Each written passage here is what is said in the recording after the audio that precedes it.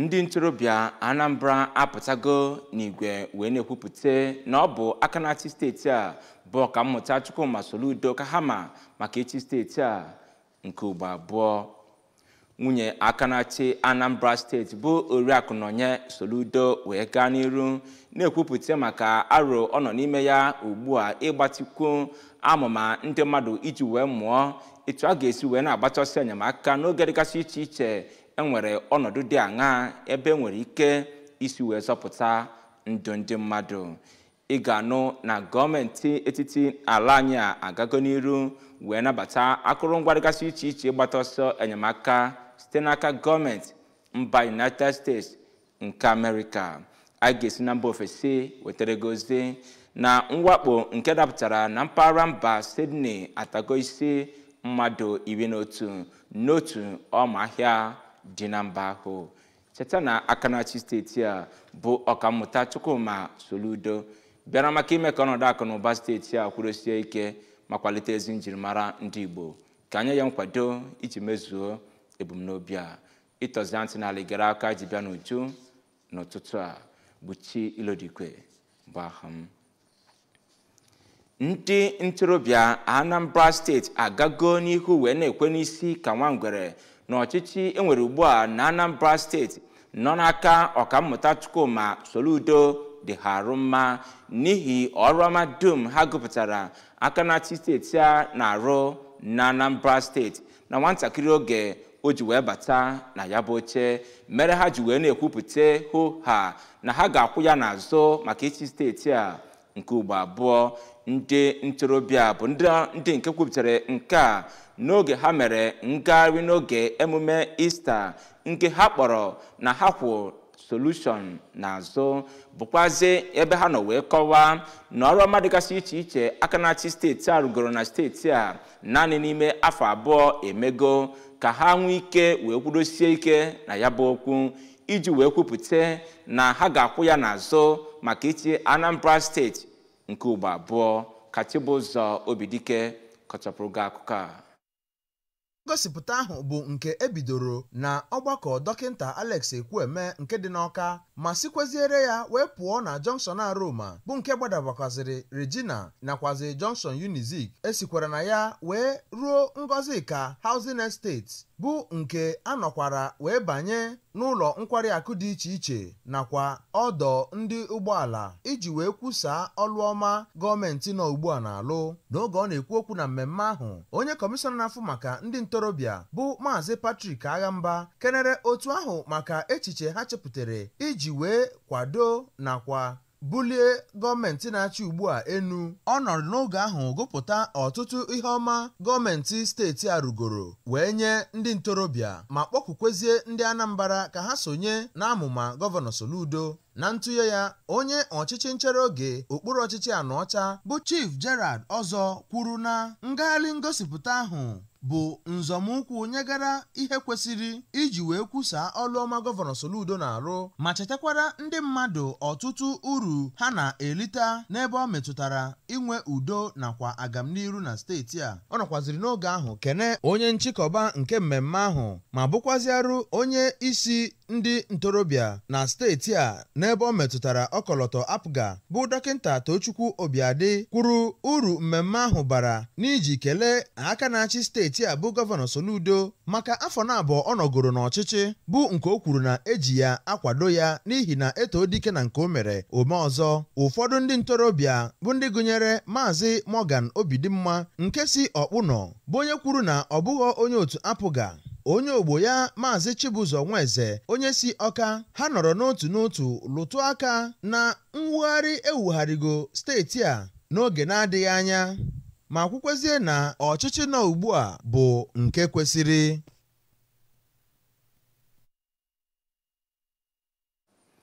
Na ịghọtawanye nke ọma na onweghị onye na onye ọbụla ga-ebinwu na ndụ a na-enweghị mmiri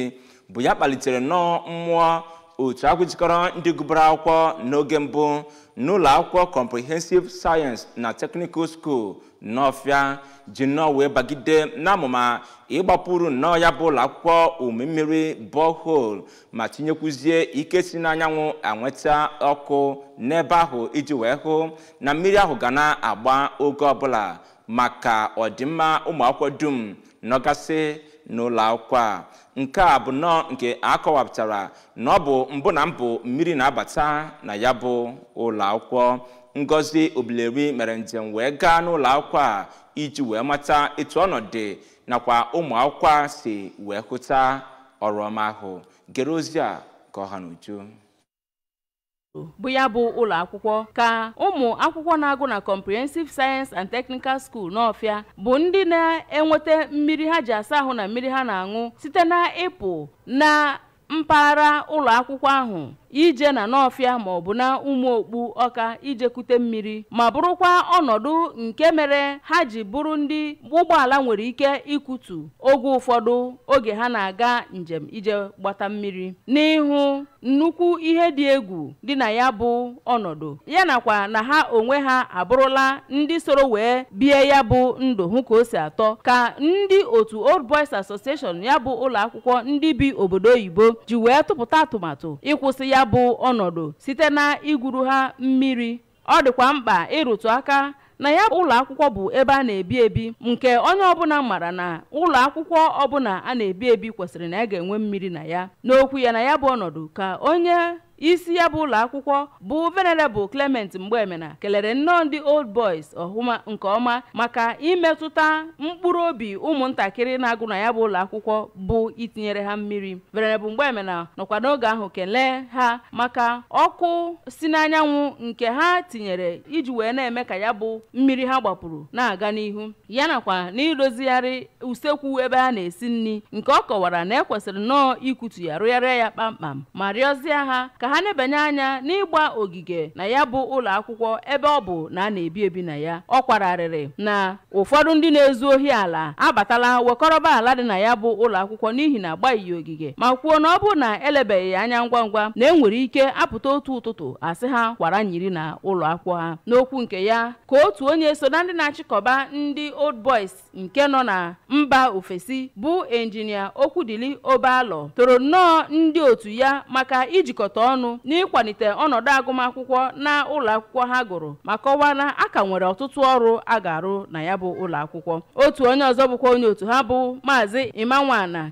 gosipụtara afọ ojuju maka otu esi wee gwuo ya bụ mmiri ngwa ngwa kelezie ndị otu ha maka ijikọta ọnụ n'otu obi. Onye isi ụmụntakịrị na-agụ na ya bụ ụlọ akwụkwọ bụ Senior Prefect Master Chimeremeze Mbekwe toro nnọọ ndị Old Boys ahụ maka afọ ọma ha maka ọkwa na ha anaghịzi nkwụgharị ịgakute mmiri n'ebe ọbụla maka na ha enweela mmiri na-egboro ha mkpa n'ime ya bụ ụlọ akwụkwọ. Site na Comprehensive Science and Technical School nke dị na n'Ọfịa n'okpuru ọchịchị Njikọ Ọka, abụ m Ngozi Obileri. Nwunye aka na-achị Anambra steeti bụ Oriakụ Nonye Soludo agago n'iru wee kwupụta n'otu nnọrọ onwe ya bụ Healthy Living with Nonye Soludo gafe abagide n'amụma ikpokọba ndị mmadụ maka ịkụziri ha ụzọ dịgasị iche iche iji wee nye aka wee zọpụta ndụ ndị mmadụ ọkasị n'oge ndị mmadụ nọ n'ọnọdụ dịgasị iche iche iji wee nye aka hụ na ọnwụ ntụmadị ama na-agazi n'ihu na-ata isi ndị mmadụ. Nwunye aka na-achị steeti a bụ onye kwupụtara nke a ka o nwetasịrị kepụkepụ ozi gbasara ọnwụ otu onye ama ama na-eme ihe nkiri ejije bụ John Paul Odonwodo, onye nke eji Junior Pope wee mara, onye nke nwụrụ n'ihe mberede nke ụgbọ mmiri oge ha nọ n'ọrụ. Dịka nwunye aka na-achị steeti a si wee kọwaa, ịgbasapụpụ n'aka wee chịkọba ya bụ ọzụzụ ga-enye aka nke ukwuu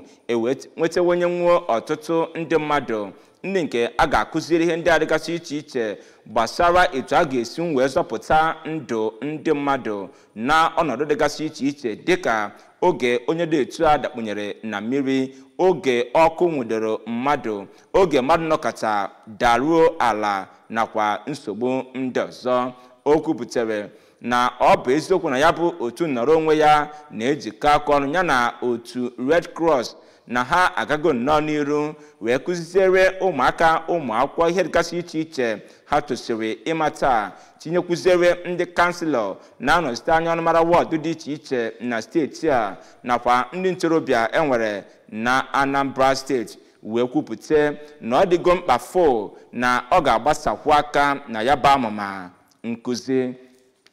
Nwunye Akanachi steeti a mere ka amata na ya bụ ezigbote amụma nkụzi ga-enye aka nke ukwuu wee mee ka ndị mmadụ mara ihe a ga-eme na ọnọdụ ọbụla ọbụnadere tutu eburu onye dị etu a gaba n'ụlọ ọgwụ. Ya bụ nwunye Akanachi steeti a kwaziri arịrị na ọtụtụ ndị mmadụ anwụgo nnọọ na ihe etosighị iwere ndụ ha n'ihi na ọtụtụ ndị mmadụ na-anọ ebe ihe dị etu a na-adapụta anaghị ama ihe na ihe ọbụla ha tosiri ime n'oge dịka oge ahụ iji wee zọpụta ndụ ndị dị etu a.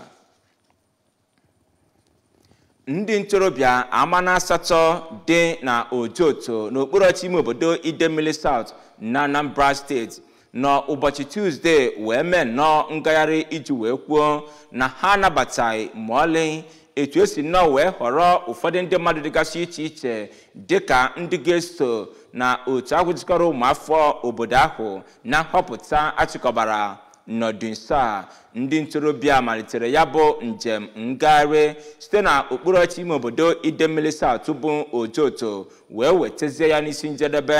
n'ogige ụlọụka St. Paul's Church Ojoto ebe Chibụzọ Obidike ga-esikọchapụrụ gị akụkọ a.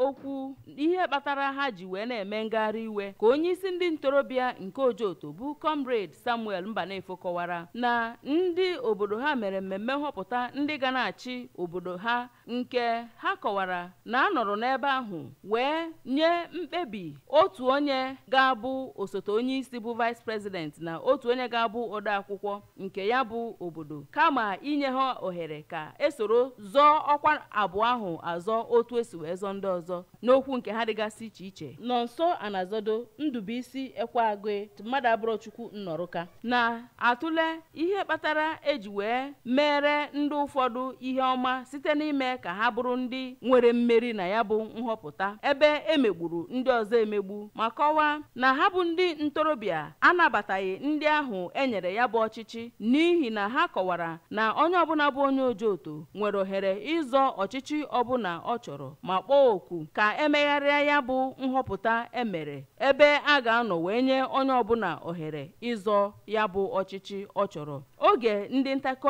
ABS kpọtụrụrụ Barrister Akpudo ọ kọwara na ụbọchị ahụ a na-eme nhọpụta na otu onye kwuru na ya esoghịzi azọ n'ọkwa president, onye ọzọ kwuo na ya esoghịkwa azọ ọkwa vice president, ebe onye nke ịtọ kwukwara na ya esoghịzi azọ ọkwa sekretary, nke mere na ndị niile nọ na ya bụ ebe nwere aṅụrị si na ha ga-emezi nhọpụta na-enweghị nsogbu ọbụla. Barrister Akpudo kọwakwara na ọ gbagojuziri ya anya ka mmadụ abụọ ahụ si na ha agaghịzi azọ ọkwa vice president na sekretary nachigara azụ wee kwukwazi na ha ga-azọ onye nke zọrọ na-achọbu ịzọ nke vice president si na ya ga-azọzi ọkwa sekretary, ebe onye zọburu ọkwa sekretary kwuru na ya agaghịzi azọ ọkwa sekretary na ọ bụzi ọkwa vice president, nke mere ya onwe ya ji wee sị ha na ọ bụghị otu esi eme, na ebe ha gbara akwụkwọ nyere ha ikikere iso wee zọ ya bụ ọkwa na ọ bụ ọkwa nke ha denyere n'ime ya bụ akwụkwọ na ha na-azọ ka a mara na ha na-azọ, na ha agaghị alaghachi azụ na otu ntabi anya zọba ọkwa dịgasị iche iche abụghị nke dị na ya bụ akwụkwọ ikikere,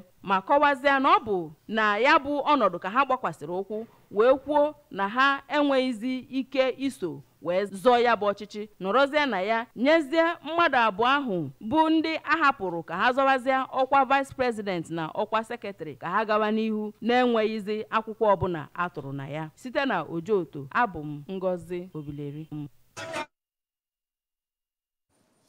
Na mbọ iji wee hụ nnọọ na elebere anya n'okwu gbasara enweghị akụrụngwa dịgasị iche iche achọrọ achọ oge ọbụla nke ihe butere ya bụ n'ihi etu ọrịa si wee na-adapụta kwamgbe ọkasị n'oge ntụmadị ka gọọmenti nke mba United States nọ nnọọ wee bute akụrụngwa ichekwebe ndị ọrụ ahụike pụrụ iche wee hafee n'aka gọọmenti ala anya bụ Naịjirịa iji nnọọ wee nye aka hụ na ndị ọrụ ahụike bụ ndị nke nọ n'ọrụ oge ọbụla ịzọpụta ndụ ndị mmadụ ga-abụkwazị ndị nke a ga-echekwebe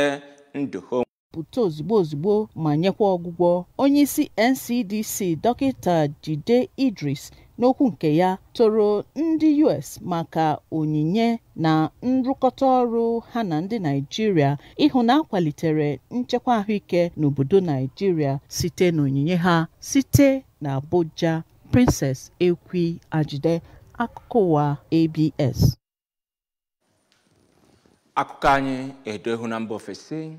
Ozi anyị na-enweta site na otu ọma ahịa na Sydney na-akọwa na mmadụ 6 bụ ndị nwụrụ n'oge otu nwoke ji nọọ mma wee mabata na ya bụ ọma ahịa wee na-asụkasị ndị mmadụ dịka ndị uwe ojii na mba Australia na wee na-ekwupụta na ọtụtụ n'ime ndị mmadụ nwetara ihe mmerụ ahụ ebe ụfọdụ ndị a nọgasị n'ụlọ ọgwụ wee na-anara ọgwụgwọ. Ya bụ onye nke a na-enyo enyo aka kpara na ọ bụ ya ji nnọọ mma wee na-arụ a ka ndị uwe ojii kwupụtara na ọ bụ naanị ya bụ onye kpara ya bụ arụ, n'agbanyeghị na aka na-enyogodo ya nnọọ enyo ịma ihe bụ ebumnobi ya. Ka minista na-ahụ maka ọdịmma ụmụafọ mba ahụ nọ wee na-ekwupụta na ama nkwupụta kpọmkwem gbasara nwa amadi a wee ganye na emesịa nyocha iji wee mara ihe bụ ebumnobi ya ịbagide na ya bụ ajọ omefu iji mma wee makasịa ndị mmadụ. Ya bụ ajọ omefu bụ nnọọ nke tinyere ọtụtụ ndị mmadụ na-abịa na ya bụ ọma ahịa azụrụ ahịa ụjọ na-arụ nke na ọtụtụ ribeziri mbọmbọ ọsọ. Ụmụ nwoke abụọ gwara ndị nta akụkọ okwu na-akọwa na otu nwatakịrị nakwa nne ya bụ ndị nke so na ndị ajọ ọdachi ya dakwasịrị. Wee ruo ugbu anyị na-egere akụkọ a enwebeghị ike ikwupụta kpọmkwem ihe bụ isi sekpụ ntị ajọ omefu a nke nwoke a bagidere n'ime ya, mana ụfọdụ nọ wee na-eche na nwoke a nwere ike iso na ndị ọnụọ na kama na amankwu wee ganye na emesie nyocha. Otu na-ahụ maka asọmpi egwuregwu ụkwụ n'ala anya bụ Naịjirịa bụ NFF akpọlitego Manu Garba ka ọ bụrụ onye ndu otu egwuregwu Golden Eagles nke ala anya bụ otu egwuregwu ndị nọ n'okpuru afọ 17. N'ozi ha wepụtara ka ha nọ wee kwupụta na ya bụ nwa amadi bụzi onye nke ga-anọ n'isi dịka onye ndu ya bụ otu egwuregwu wee banye n'ọrụ n'egbughị oge ọbụla kwadobezie maka ya bụ asọmpi WAFB maka ndị nọ n'okpuru afọ 17 ga-ewere ọnọdụ na mba Ghana.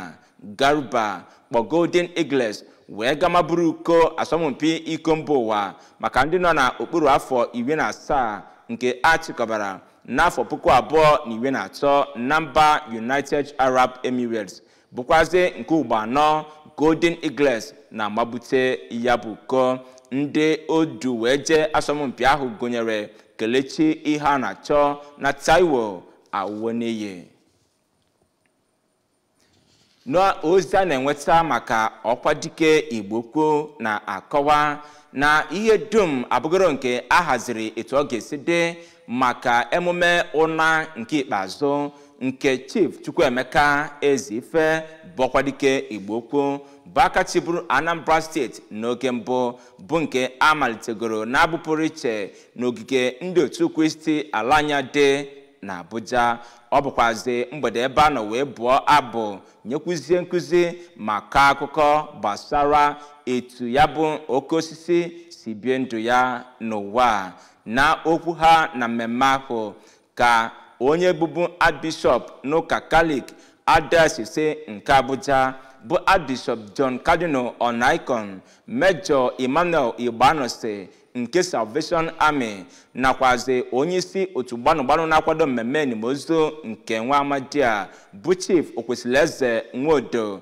nakwa ndị ọzọ nọ wee kwupụta okwu ọma dịgasị iche iche gbadoro okwu na etu Ezife si wee bie ezi ndụ n'ụwa nakwa nke ka nke